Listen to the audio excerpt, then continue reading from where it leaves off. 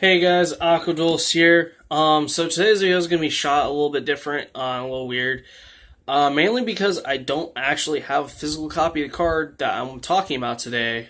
So I'm just going to pull it up off a TCG player to begin with, and when I actually do the visual demonstrations on why you shouldn't be playing this card, we're just going to proxy Dinomist Rush.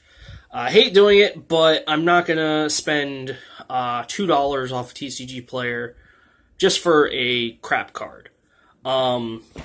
So I am going to say I apologize for that glare off of the screen because of the light off of my camera. But we're just going to read it really quick. Dinomist Rush is just a regular trap.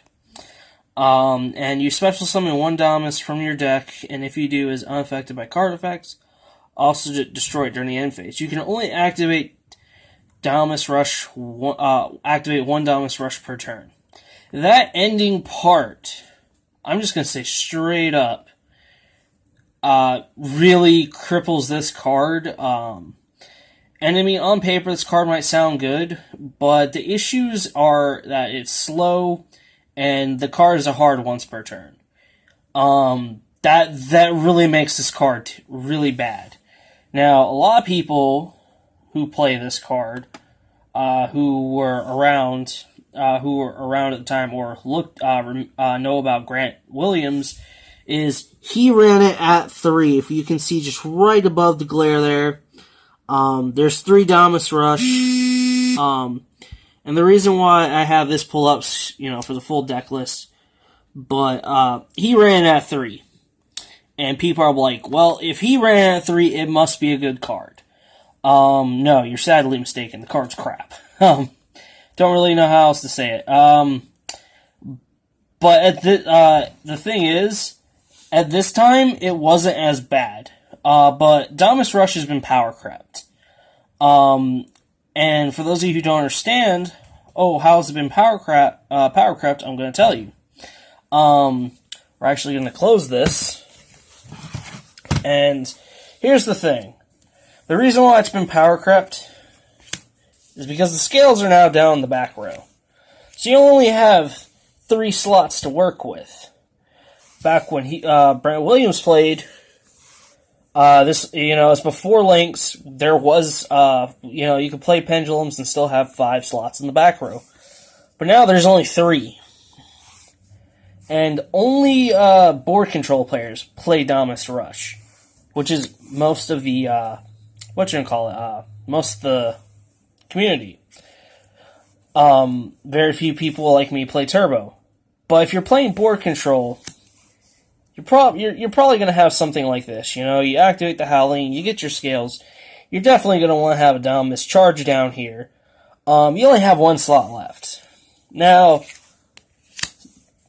putting a Dinomist Rush in that slot, honestly, doesn't sound that great.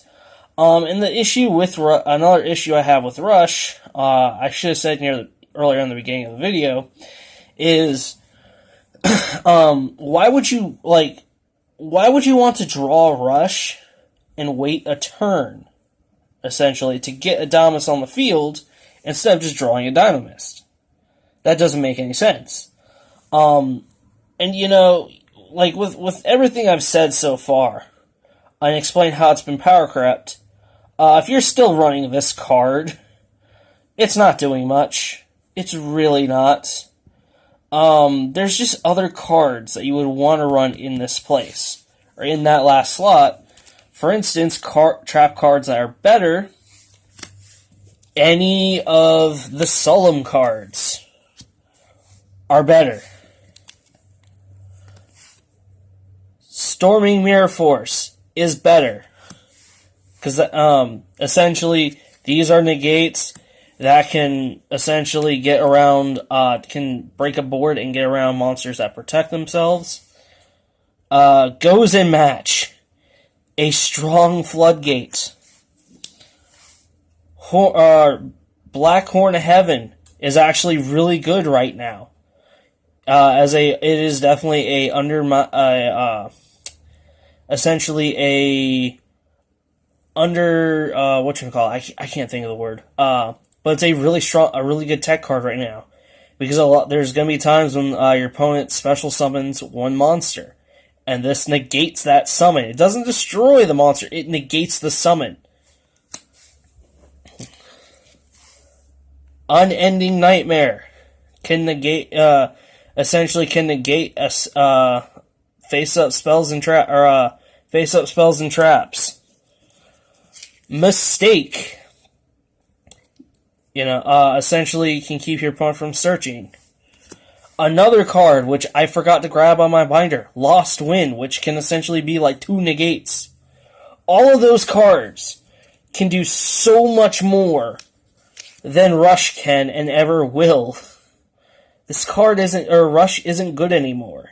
And if you're still, after you watch this video, if you're still going to run Rush, I mean, I don't know what to say, man. Because I know a lot of Dinomist players who have gone over this before, who've asked me for, who I've talked with in the community back when I was actually more of a part of the community on Facebook, had it at 3 and would ask, like, well, how to make their deck better, and I point out, oh, you're playing Rush. I'd say this, and I'm like, cut it. And they, cut the card completely, and then they keep it, or they cut it down from, like, 3 to 2. I mean, at that point, I feel like that's just more ignorance, than anything, I guess. But, I mean, just Rush can't do much. It's just been power crept. It's not that good. And a lot of people can't realize that's power crept because of Master Rule 4 moving because it moved the pendulum zones.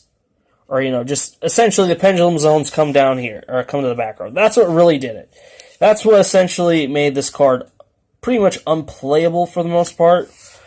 I mean, why would you run, just any, why would you run, honestly ask yourself, if you're still going to play Dinomist Rush, why would you run Solemn Strike?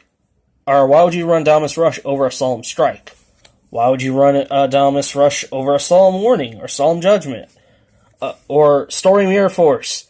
A really strong board breaker right now, because a lot of cards just protect themselves from being destroyed and float when this completely just stops that and clears a board.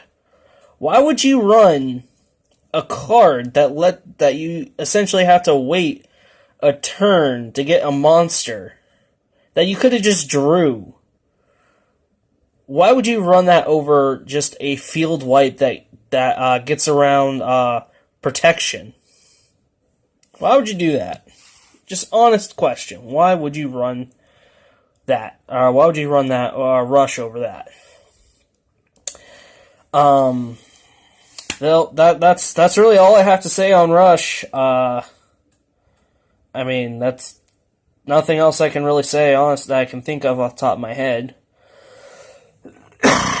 But thank you guys for watching. I feel like this video is probably going to cause some controversy, but I'm fine with that. I mean, this is just why. But thank you guys for watching. Hit that like button if you like this video. If you have anything to say, go ahead and comment it. Let's try not to start any comment wars. I doubt I'll have any, though, because I am a pretty small channel, but hey. Hit that subscribe button if you want to see more of my content when it comes out. Make sure to hit that notification button. I do 4 or 5 videos a week. Thank you guys for watching.